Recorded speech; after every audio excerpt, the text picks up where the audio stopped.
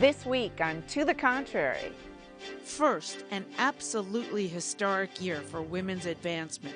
Some say historically good, others say historically bad. We look back, then ahead, at how the Trump presidency is impacting women's rights in 2018.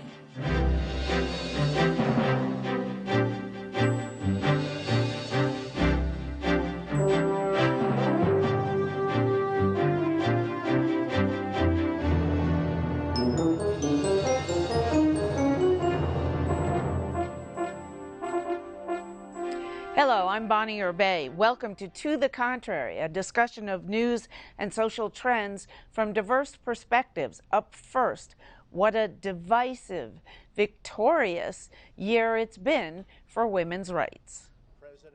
The election and inauguration of Donald J. Trump as the 45th President of the United States has energized women in ways experts say is unprecedented. Fear of turning back the clock on women's rights sparked the so-called resistance, sending millions of women and men into the streets for women's marches from Washington, D.C. to California. One of Trump's first moves was to reinstate the global gag rule, which cuts off funding to overseas health groups that offer or even mention abortion.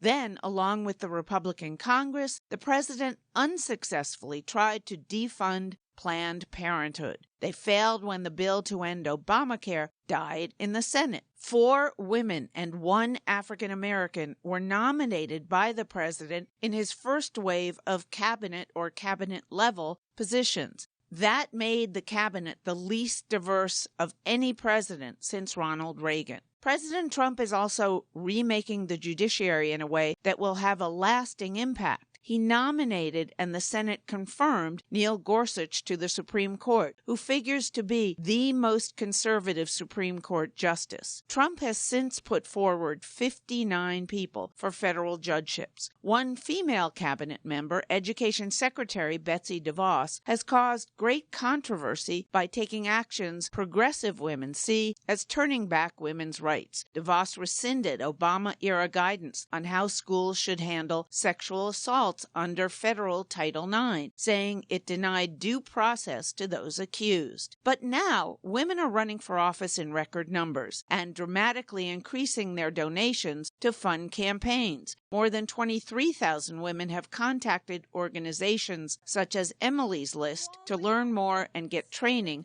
to run for public office. And turnout by women and minority voters is being credited for the election of a Democratic governor in Virginia and the first Democratic senator in Alabama since 1992. President Trump ends the year with a big victory, signing into law sweeping tax overhaul legislation. Critics say the new law will ultimately hurt women, minorities, and older Americans, but proponents say families will see lower taxes. So, Congresswoman Norton, 2017, a year of progress or regression for women's rights, and what about 2018? Well, Trump and the Congress, too, tried to drive women back into the last century.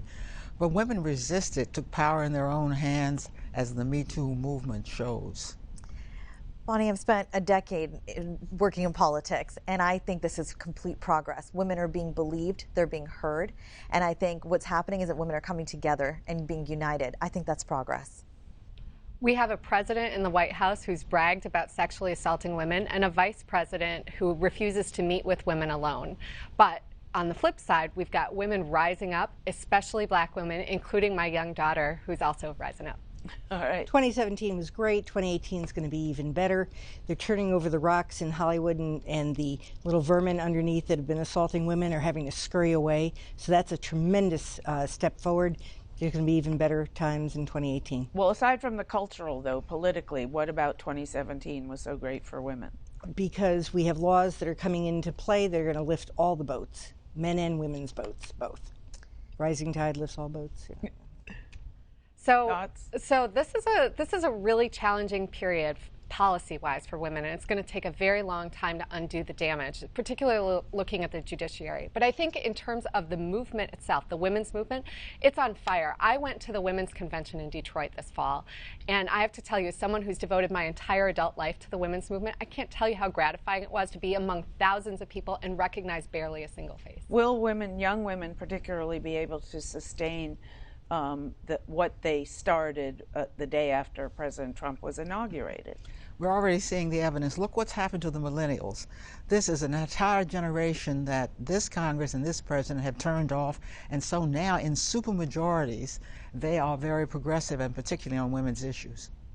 Well, as a millennial and as somebody who thinks that it wasn't just young women who started the movement at the top of the year, the Women's March, which I wanted to be a part of, but was told that Republican women, pro-life women, weren't invited to and weren't welcome at, I felt a little nervous about what was ahead of us in the year, but I could have never predicted that the Me Too movement would have brought together so many different people. And I'm talking across the political spectrum. We're talking here, we're blending, hold on a second, because first there's the political situation, the president, the least diverse cabinet in 35 years, some of the appointees like Betsy DeVos at Education, progressive women would say, rolling back what progress women have made fighting sexual assault on campus. That protection is now gone. So let's talk first about the political impact. But I think the political and the policymaking, it's all going to get intertwined in the year 2018, because what's happened politically and culturally this year has awakened a sense in women, young and old, that there can be some serious policy changes that happen. Look at what we saw in Virginia. They voted out the people they didn't think reflected their values. So that's what's going to happen. And I think what we'll see is good principled leadership emerge. Does that mean, do you think the Democrats are going to take back the House? I don't want to make a prediction that broad as yet, because I think we have yet to see what the repercussions of the tax bill are going to be. Will it spur economic growth like Republicans hope and wish it will across the board? And that'll be felt by men and women. And women primarily. I know we're not the primary breadwinners in the home as yet, but we are becoming an overwhelming share of them. So women are finding their not just real seat at the table, but finding a way to lead policy discussions. Erin, your thoughts on how the political changes, which progressive women see as unilaterally bad for women's rights, is that seeping into the American culture? So will young women be guided to, pay attention to rap music that's verbally and physically and sexually abusive in some cases, or a president who has said himself on tape that he sexually assaults women, or will they be listening to something else and culturally it won't set them back? Yeah, as the mother of a 4-year-old daughter, this is something that I grapple with daily, and it's really heartbreaking to raise a young girl right now. I mean, the question is, are women strong enough, tough enough to rise up against this? Absolutely, and we're doing it in droves. Millions of people came out around the world for the women's marches, right? And is that being sustained? Is that energy? I mean, because it was the biggest march ever in the world. Yeah. The biggest one-day event. Yeah. But is that still?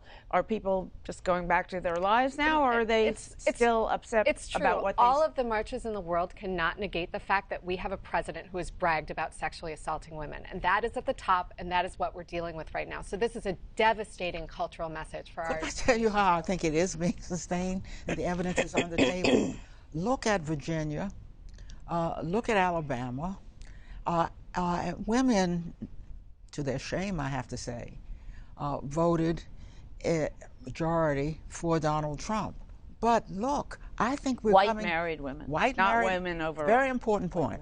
But I think with Virginia, with 61% of women voting for Northam, I think we may have seen a turning point for white women, having seen, wait a minute, they seem to vote, interestingly, the way their husbands vote. I'm sorry. Now they may have split from their husbands. Different opinion over here, and my friends from the middle of the country, especially the women, want to tell you that a lot of what you're talking about reflects the coastal women as opposed to the women in the middle of the country. They see a lot more positive. That, urban areas they see a lot more positive coming out of rural areas are red. Right, That's and they see a lot true. more positive coming out of Trump's policies. I think it's going to play out. It's like a lifetime between now and the election. we'll see how this and other policies that will be put in place, other programs that he's going to sponsor between now and then play out. A whole lot of time. It's a lifetime till the election. And to your point, economics, the economy, national security, those are two issues that women we know care about overwhelmingly. I think if this president continues to reflect that he's got both under control, this White House is fine. What about DeVos? Do you think Betsy DeVos is a woman who's pushing for women's rights or against them? Well, I think she's fine on women's rights and is disturbed that never gets any credit for any of the positive stuff she does. But right now she's going through the curriculum, and they're making some very positive changes. As you know, I work with the Women's History Museum, and we're actually going to try to input to get women's history in our textbooks for the first time to any great degree. So I think there are some positive things that will be coming forward. Has she had missteps? Sure. I mean, you know, she's not a politician. She's going to have missteps. But I think in the end, you're going to find some things, not a lot, but some things you might like she's doing. Are they, I'm just curious, are they putting creationism in the textbooks? No. So what are they, what are they doing? Well, they're just going through a full review, and the Women's History Museum has a major curriculum project where we're literally going line by line and providing the information of how much is missing on women's history. As you know, it's virtually non-existent. Federal level has nothing to do with textbooks. That's all done at the local level. So DeVos will have no influence on that. That's not true. One thing I worry about is the impact of fake news and what it's doing to women. As we know, women in the rural red flyover states, if you will, people like my mother and some of my aunts who are just so concerned with working and putting food on the table and making sure we have enough money to run the home in general, are not watching news all day, every day, like many of us inside the Beltway are doing. And so when information makes it down to them, how are they processing it? How are they working in their communities, and how is that impacting their lives? And I think we're at a very crucial, pivotal point, if you will, in time where I don't know that a lot of this administration's actions, whether they be good for women, perceived to be good for women or bad for women, are making its way down to the average American woman. At the top of the year, I felt very confident that that information was making its way down, but now towards the end of the year, I really worry about the impact of fake news. Well, you're also very, very involved with a number of organizations getting more young women to run. Emily's list has said as many as 23,000 young women. Now, they're a pro-choice Democratic PAC, but that they're training, they've had requests or are training or referring to other trainers. 23,000 young women to run for office. And that's just Emily's list, What's going to happen? And just them, and there are many other groups. What's going to happen from that in 2018? Well, my group, Vote, Run, Lead, which I've been on the advisory board of for 3 years now, a very young organization. We're nonpartisan. We take women from across the political spectrum and we train them. We give them a toolkit. We give them 90 days to learn how to put on a full-on campaign, whether it be at the state or local level. We got over 6,000 women since election 2016 telling us that they wanted to learn how to run right then and there. That is going to transcend into more women seeking public office at all levels. And I think a great many women right now, perhaps on the Republican side, are nervous about identifying. They're not sure how to feel about the climate of, truly a lot, the allegations against the president, multiple accusers. It's hard to ignore that. Today's younger woman, and I can speak for that woman because I am one, but, I can just say that I don't know what all that means. I know that we're sort of compartmentalizing and saying, look, I've got this in front of me, and maybe it's just better for me to run. Two things. One, the women. 89% of the women who are currently new women running for office who are challenging incumbents are actually Democratic. So while I agree it should be a nonpartisan issue, we should have equal representation of women in both parties. The fact is it is Democratic women who are stepping forward in this wave. And your final thoughts on this young wave? The party hopefully hears this and puts more effort, because when they do get women to run and win, because women actually have a You're talking Republicans? Yes. Okay. They have a better shot in a lot of the races especially if they're a pro-choice Republican woman. And if a lot of Republican millennials are elected, female Republican millennials are elected to office, will that change the partisan bent of the party? I think it can have a positive effect. I know Elise Stefanik, who's the youngest member serving in the House, has done a lot of outreach and had a positive impact, I think, on some of the things. 25-year-old from New York. Yeah, exactly. Let us know what you think. Please follow me on Twitter at Bonnie Urbea. And now to the cultural revolution of the year. 2018 is the year when women and the men who love them will be watching to see if the Me Too movement is built on sand or steel. Women and men took to social media this year to share stories of sexual harassment, abuse, even rape. High-profile accusations led to consequences for a long list of powerhouse men, starting with Hollywood producer Harvey Weinstein and including Amazon executive Roy Price, Today Show host Matt Lauer, actor Kevin Spacey, and Senator Al Franken. Republican Roy Moore lost a Senate election in Deep Red, Alabama, after 9 women accused him of sexual abuse, one as young as 14 when she claimed he seduced her. Senators and activists have called on President Donald Trump to resign over allegations against him, though he has shown no intention to do so. Congress is considering new rules covering sexual harassment on the Hill. Time magazine selected the Silence Breakers as the Persons of the Year. So, Rina, how is this going to change society? Is this, and we see person after person being taken down. Is this going to really change the way Americans, men and women, think about sexual harassment? Yes, yes, and yes. Or assault? Or is it just a moment in time that we'll forget about and then go back to where we were? At first, I think a lot of us thought this is just a moment and it's going to pass, but it's been politics, journalism, entertainment. These people are getting taken down by the day. And so what's happening is that women are being believed now more than ever before. And it's changing some behaviors. It's awakening a sense in men that, did I do something wrong? Maybe it's in me. It's not her. Maybe it's not because she's wearing a short dress that I'm reacting this way. I think people are looking inside themselves for the first time in a very long time and realizing that we have to be the change we want to see in the world. Well, what's really important is that women are being believed. Remember, this is... And Congress is considering legislation to change rules for itself. For itself. Right. Yeah. And it's the high-profile women, high-profile men, as in Congress, the Weinsteins of the world. But the women are being believed is perhaps the most important thing because you see some men, and this is the first time ever, for unwitnessed, uncorroborated, shameful behavior, coming out and saying, I'm sorry, essentially, I did it. Not all of them, of course, but the fact that any of them would do so. Now, here's my concern. What has happened with the very courageous women who have stepped forward is that they have come from high-profile industries.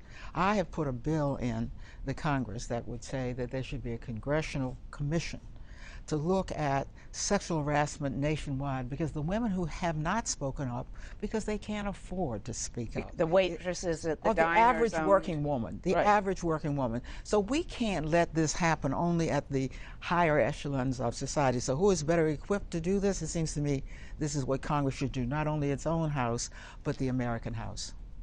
Well, will this be sustained? I think we have reached a tipping point, but one of the problems you have... How will we know? Well, you'll know in time, obviously, if it continues, but here's the key problem, and that is, as all this comes out, you have to worry about a backlash where men and women are going to start getting at each other and be angry, and there's going to be an anger. So my efforts are now aimed at trying to change the hearts and minds of the men so that they'll know automatically how to treat a woman. They'll automatically see us not as dependent, not as somebody that's powerless, not as somebody that's second class. And my work through women's history is a big part of that, because when men hear the full extent that women have been full partners all throughout history in building society, stuff that they never knew, they have the reaction, my God, I can never look at a woman the same way again. And that's the point. We don't want them to. Well, this is the entire Me Too movement is so inspiring. But we need to remember that the key issue here is not sex, it's power. Yeah. And this is about the routine disempowerment of women in the workplace. Absolutely. And what we need to do is make structural reforms so that things change. Things that we need to look at include things like companies forcing workers into mandatory arbitration for sexual harassment suits is a huge issue that needs to that we need to look at. But how do we strike a balance? Because already, some you know, and this happened before when Senator Bob Packwood, Republican of Oregon, was found with a trail of sexual harassment and assault charges against him, and that happened when, in the 90s, right? Early 90s. So, and that was a big moment, and so was Anita Hill, and afterwards we went right back to where we were. So this is a scale unlike. But it is, but a year from now, if there are no more charges, what are companies going to do differently? Again, you're looking at entertainment, politics, media, and academia. No, but we're still not looking at where most women are. We're still not looking at where most women are. Yeah, I'm talking factories and diners. Exactly, and unless we get to those levels, I'm not and sure housekeepers we will reach and yeah, and that's harder to do.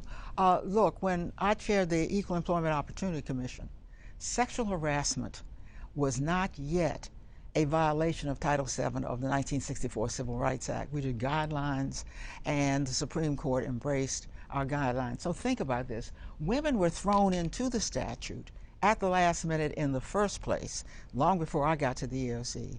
Then it took 20 years for sexual harassment to be recognized as a violation of law. So yes, this has been much slower than other forms of discrimination.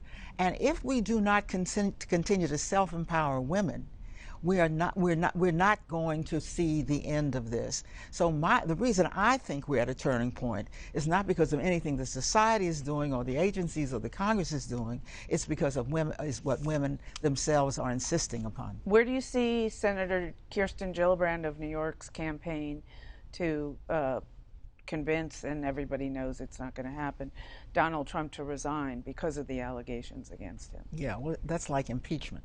I think that those things have to be raised, but I don't think that's where the answer lies. I think that the more people see men coming forward or making them come forward, and yet the president sits at the top of the heap. Right. With I mean, that's more accusers than anybody from the else. bottom up. Tarana Burke, who is credited with being the founder of the #MeToo movement, she started it years ago, actually on MySpace, and I remember MySpace. It was fantastic. And Tarana talks about how she's not mad or sad that it took until now for the movement to really take steam, because it takes time, right? And I'm not a complete fan of lack of government intervention. I think commissions, I think, sexual harassment training. Of course, when I was a Capitol Hill staffer, I would have loved if the office had to go through things so that I didn't have to go through things, and some of my female colleagues in other offices didn't experience weird things that we did. But these millennials we're talking about who are running for office, how much does it hinder them that the president has been accused by, more than a score of women of, and journalists have written up how they were attacked by him in his own in Mar-a-Lago. Well, and that's why the solution to this is really a both and all of the above, right? That we need to continue to promote women empowering themselves to speak up, and we need to keep listening to women. We need to keep electing new women, right, and give women more power. And we also need structural reforms. And I also think it's a great thing if people are standing up outside calling on the president to resign. Do you think if 50% of the Congress and some percentage of the White House were female, that this would all go away? That would help. But again, remember, the voters knew about the so-called accusers, the alleged accusers, just as with Clinton, where we had clear what he did while he was president, as opposed to Trump stuff being before. White women, I think, still voted for him. But understand Clinton's things were in office with employees, and while he was an elected official as governor and president, Trump, it was before, so people just sort of yawned and said, yes, we know he was like that. If he were to be caught doing anything now, that might be a whole different story. But the past, most people, even Jones, Senator Jones, newly elected, said it's time to move on that aspect. Well, I was one of the co-founders of Women for Franken, actually, in 2008, in a really hotly contested primary. And I have to say that I supported the senator's decision to resign. I think it was the right thing to do. I wept through his resignation speech. But just coming from that exact same frame of something that happened before he took office, it's really, the thing is, the president has no moral credibility to lead this country right now, particularly when he has bragged about sexually assaulting women. I think electing more women is not the solution, and I realize it's a bold, it's a bold statement. It helps, right? But just electing even women across 50%, and when women are 50% of the Congress, you don't think that legislation will be gender parity approved? is good for the country Eleanor's to some bill extent. Would be approved? To some extent, but what I've seen over the past couple months, and that's why I make this bold statement, but let me follow that up with the caveat, is that there needs to be principled leadership. I've seen some things in the past 3 weeks that have left me completely dumbfounded. Ronna Romney McDaniel, the head of the RNC, chose to re-inject funds in Roy Moore's campaign, yet Senator Cory Gardner of the NRSC did not. That's poor leadership. Governor Kay Ivey of the state of Alabama chose to support Roy Moore despite the allegations. That's not good leadership. They both are women. And all right, we're out of time. Thank you very much. Sure. All good information. That's it for this edition. Please follow me on Twitter and visit our website, pbs.org/tothecontrary. And whether you agree or think to the contrary, see you next week.